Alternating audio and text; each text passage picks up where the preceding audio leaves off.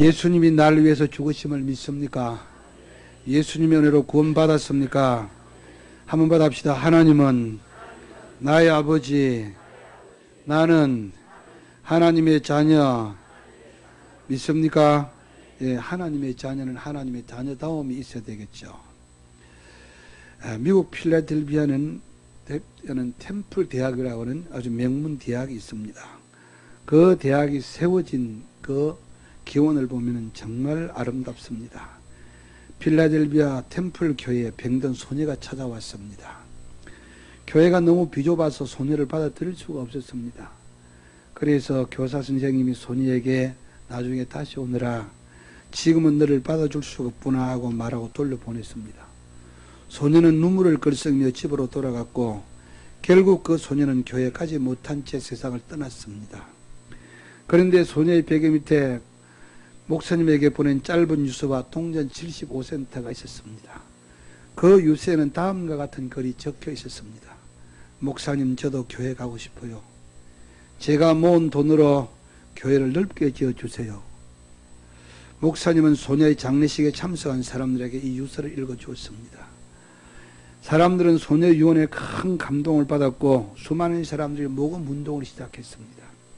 그 결과 템플 교회는 크게 증축되었고 필라델피아의 유명한 병원인 선한 사마리아 병원과 미국의 명문 대학인 템플 대학이 설립되었습니다. 작은 사랑이 기적을 일으킨 것입니다. 작은 불꽃 하나가 무서운 불꽃을 만드는 것처럼 여러분들의 작은 덕스러운 사랑과 겸손과 이해가 불씨처럼 강한 생명력을 가지고 있습니다. 저는 지난번에 겸손에 대해서 말씀을 드렸고 용서에 대해서 말씀을 드렸습니다. 오늘은 원망을 멈추라 하는 제목으로 말씀을 드리려고 합니다. 한번 받아봅시다. 원망을 멈추라. 한 번만 더 원망을 멈추라. 애굽을 출발한 히브리 민족을 상상해 보십시오. 족상들에게 약속하신 축복의 땅을 향해서 지금 당당하게 홍해를 건너갑니다. 하나님의 놀라운 은혜를 자기들이 두 눈으로 똑똑히 보고 얼마나 감격적인 순간을 맞이합니까? 400년의 노예 생활을 청산하고 새로운 삶을 향해서 나아갑니다. 드디어 약속의 땅이 보이는 경계에 이르렀습니다. 12지파에서 한 명씩 12명의 정탐꾼이 선발돼서 40일 동안 그 땅을 탐지하게 합니다. 이 정탐은 하나님이 허락하신 첫 번째 시험 테스트였습니다.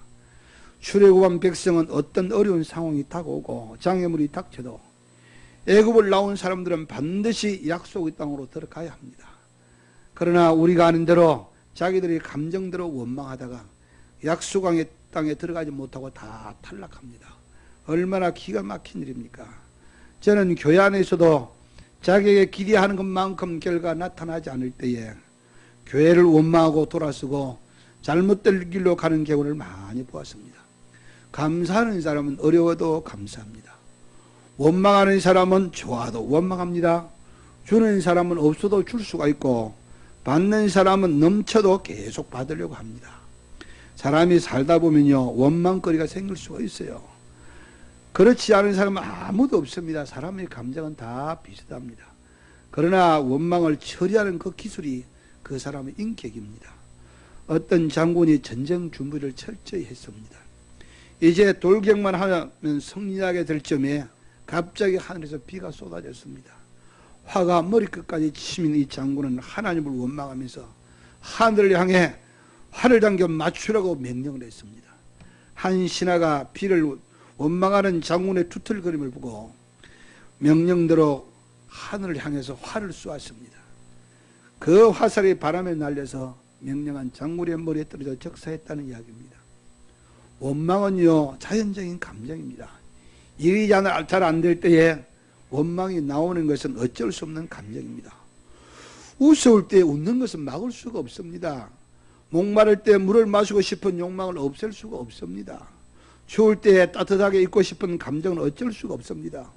원망스러울 때 원망하는 것은 어쩌면 당연한 것입니다. 그러나 원망을 멈출 줄 알아야 합니다. 저주 직전에서 원망을 멈추는 것은 성도의 지혜입니다.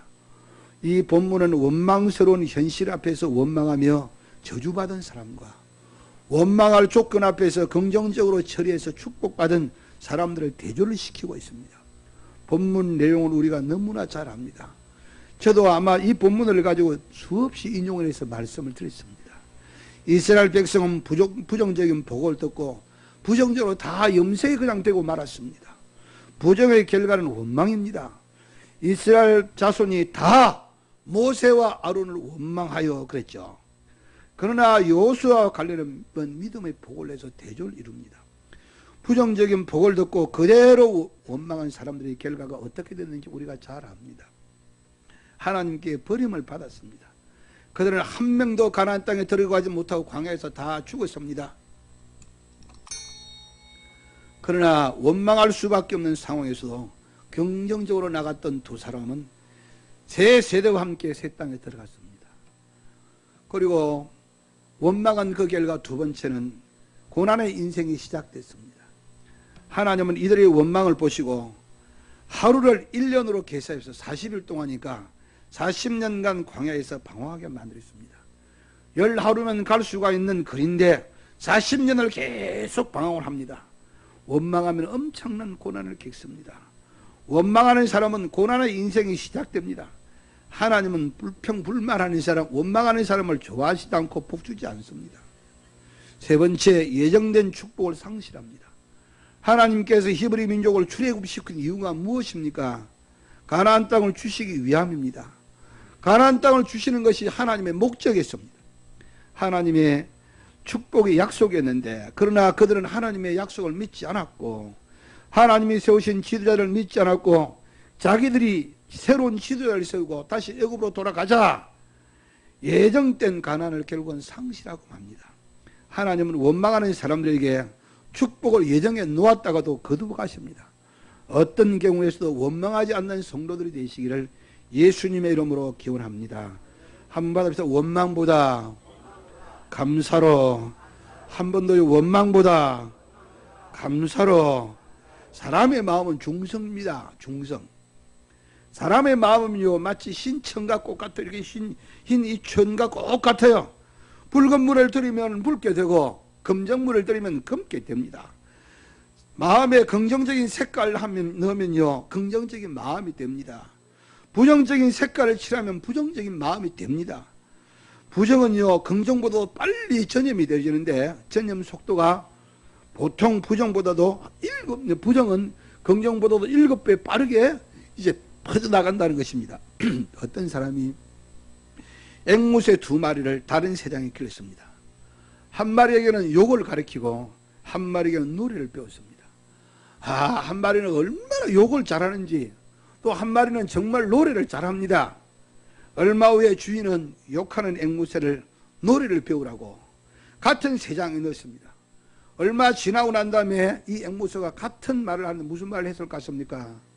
노래를 했으면 얼마나 좋겠습니까? 그러나 2마리 다 욕을 하는 앵무새로 변해버리고 말더라는 것입니다. 이스라엘은 10명의 정탐꾼의 보고를 받고 모세와 아론을 원망하고 차라리 죽는 것이 낫다고 말합니다. 다른 지도자를 세워서 다시 애굽으로 돌아가자고 말합니다. 여러분 곁에 원망하는 사람이 있다면요 빨리 그 자리를 피하십시오. 원망은요 무서운 전염성을 갖고 있습니다. 원망의 아들은 원망입니다. 원망의 소리를 들은 사람들은요 원망하게 돼 있습니다. 그들은 다 광야에서 결국은 다 죽고 말았습니다. 우리는 신앙의 사람 욥을 잘 압니다. 그는 전 재산을 하루아침에 다 날립니다. 모든 자녀들 10남매가 집이 무너져서 한꺼번에 죽습니다. 자식들의 장례를 치르는 후에 자신도 불치병에 걸립니다. 모든 것이 절망 상태입니다. 그의 안에는 우리가 어떻게 하나님을 섬겼는데 하나님 우리에게 이럴 수가 있느냐? 하나님을 원망하고서는 떠나버리고 말았습니다. 그러나 믿음의 사람 욥은 하나님을 원망하지 않았습니다. 그의 마음은 믿음으로 완전히 염색되어 있었기 때문입니다. 어느 학교에서 수학선생님이 50명의 아이들을 25명씩 그룹을 2그룹으로 나눴습니다. 그리고 다른 교실에서 시험지를 주면서 시험을 치게 했습니다. 얘들아, 이 시험 문제는 너무 어려워서 나도 풀기 힘든 문제란다. 못 풀어도 좋으니까 최선만 다해다오 이러면서 25명에게 시험을 치게 했습니다. 또 다른 교실 25명 아이들에게는 똑같은 문제를 내주고는 얘들아, 이 수학 문제는 너무너무 쉬워서 조금만 생각하면 다 풀 수가 있어, 이렇게 말했습니다. 나중에 결과가 놀라웠습니다. 선생님이 부정적으로 말했던 그 교실의 아이들은 한 문제도 문제를 풀지 않았습니다. 그러나 너무너무 쉬워했던 후자의 이 교실의 아이들은 거의가 다 그 문제를 풀었더랍니다. 우리의 마음을 부정적으로 물들게 않게 지키는 것은요, 인생의 성공과 실패를 좌우하는 것입니다. 교회 건축이 힘들어, 말도 안 돼, 그 사람들은 말 안 되는 사람들. 그러나 다 하실 거야, 긍정적으로 보는 사람은 하나님이 다 하시는 것입니다. 여호수아와 갈렙처럼 여호와 하나님을 바라보면서 긍정적인 마음을 갖는 여러분들이 되시기를 주님의 이름으로 기원합니다. 유명한 이야기 있지 않습니까? 어느 회사에서, 신발 회사에서 아프리카 어느 지역에 신발을 팔기 위해서 사원을 보냈습니다. 가보니까 그 사람이 다 맨발로 돌아다니고 있어. 그러니까 이 사람이 본사에 이 사람들은 신발을 아무도 신지 않으니까 신발을 팔 수 없노라고 보고를 했습니다. 얼마 지나고 난 다음에 꼭 같은 장소에 다른 이제 직원이 가서 쭉 보니까 정말 그 사람들이 한 번도 신발을 신고 다니지 않고 있어. 그거는 본사에 바로 보고를 했습니다. 누구도 신발을 신고 있지 않으니 무진장으로 신발을 팔 수가 있습니다, 이렇게 보고를 했답니다. 물론 그는 성공했습니다.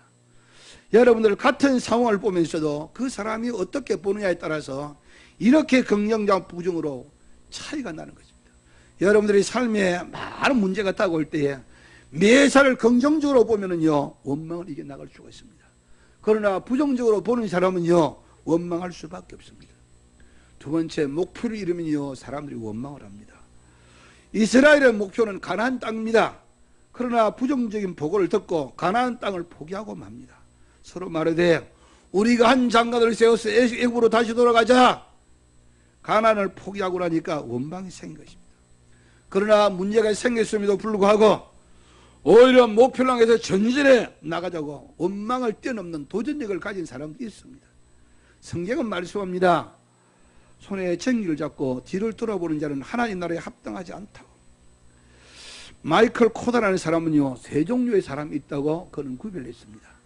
하나는 왜 사는지 모르고 날파리처럼 방황하다가 죽는 방황이 있고, 또 한 부류는 목표는 있습니다. 목표는 있는데 행동이 없어요.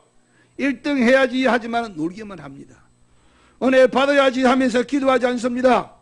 목표와 행동이 일치하지 않는 사람이 있습니다. 또 하나는 신념인이 있습니다. 분명한 목표가 있고 불타는 행동도 있습니다. 목표가 있는 사람이 최선을 다합니다. 이스라엘은 가나안이라는 목표를 잃어버리고 뒤에 있는 애굽을 바라보다가 원망하다가 결국은 다 죽고 맙니다. 마지막에 그들은 왜 원망했을까요? 하나님의 약속을 잃어버렸기 때문입니다. 한번 받아봅시다. 약속을 붙잡고 삽시다. 누구 약속 말입니까? 하나님의 약속, 말씀을 붙잡고 살자, 그 말입니다. 하나님은 이스라엘에게 가나안 땅을 주시겠다고 약속했습니다. 조상들에게 약속했고 모세에게, 히브리 민족에게 약속했습니다. 이미 그들은 출발했고 홍해를 기적적으로 건넜습니다. 그러나 10명의 복을 듣고는 신실하신 하나님의 귀한 약속을 잃어버렸습니다. 노르웨이 국작가 입센이 피트친트 정신병원을 방문했습니다. 그런데 그의 병원에서 만난 사람은 아무도 미친 사람이 없었습니다. 분별력도 있고 장래에 대해서도 이야기하는데 전혀 미친 사람 같지 않았어요. 그래서 입센은 병원 원장을 만나가지고 이야기했습니다. 선생님, 제가 만난 이 환자들은 환자들이 아니지 않습니까? 그들은 미치지 않았습니다. 그러니까 이 병원장은 그들은 미쳤어요. 그들은 다 분별을 가진 것은 사실입니다. 그러나 그들은 모두 자기 이야기만 하고 있습니다. 그들은 자기 자신에게 빠져있는 사람들입니다. 아침에도 점심에도 저녁에도 오직 자기 생각, 자기뿐입니다. 항상 자신에게 미쳐 있습니다. 오늘날 또 신앙생활을 하면서도 하나님의 약속이 아니라 매 고집을 가지고 나를 붙잡고서 있는 사람들이 있습니다. 신앙인도 마찬가지입니다. 하나님의 약속을 잃어버리고 자기만 생각하면은 바로 이 사람이 원망하는 사람이고 미친 사람과 같이 됩니다. 약속을 여러분들 붙잡고 섰어요. 여호수아와 갈렙만이 그 약속을 붙잡았습니다. 귀한 약속을 망각할 때에 원망이 나오는 것입니다. 신앙생활에 약속을 붙잡는 것이 얼마나 중요합니까? 저도요, 힘들 때면 늘 약속을 기억합니다. 두려워하지 말라. 내가 너와 함께한다. 놀라지 말아라. 내가 너의 하나님이다. 놀라지 말아라. 내가 너희 하나님이야. 하나님이 이렇게 제게 말씀하세요. 내가 너를 굳세게 할 것이다. 내가 너를 도와줄 것이다. 내가 나의 의로운 오른손으로 너를 붙들 것이다. 이사야서 41장 10절 이 약속의 말씀을 붙잡으면 힘이 납니다. 아브라함은 하나님의 약속을 믿었기에 아들 이삭을 번제물로 드릴 수가 있었습니다. 어느 아버지가 아들을 다리 위에 세워놓고 잠깐만 기다리라. 아빠가 올 테니까 그때까지 꼼짝 말고 기다려. 그러나 아버지는 7시간이 지나도 나타나지 않았습니다. 아버지는 아들을 다리 위에 세워놓고 약속한 것을 깜빡 잊어버렸습니다. 늦은 저녁 시간이 깜깜한데도 아들이 돌아오지 않는데 가만히 생각해 보니까 아버지가 그 생각이 났습니다. 혹시나 하고 가보니까 아들은 그때까지 아버지가 돌아올 줄 알고 다리 위에 서 있었습니다. 아들은 아버지가 많이 바쁜가 보다 그렇게 생각하고 7시간을 다리 위에 서 있었다는 것입니다. 여러분들, 우리는 하나님의 약속을 믿고 살아가면서 어떨 때는 내 뜻대로 되지 않을 때가 많이 있습니다. 하나님의 뜻이 있겠지. 우리 하나님의 약속을 붙잡고 하나님의 뜻이 있겠지. 하나님의 약속을 붙잡고 행동할 수 있는 여러분들이 되시기를 주님의 이름으로 기원합니다. 그들은 지금까지 모세를 따랐습니다. 그러나 이제는 가나안으로 인도하는 모세를 버리고 다른 지도자를 세워서 애굽으로 돌아가자고 말합니다. 모세를 믿지 못하겠다는 것입니다. 더 이상 하나님을 믿지 못하겠다는 것입니다. 왜 광야에 데리고 나와서 죽이려고 하느냐고 원망합니다.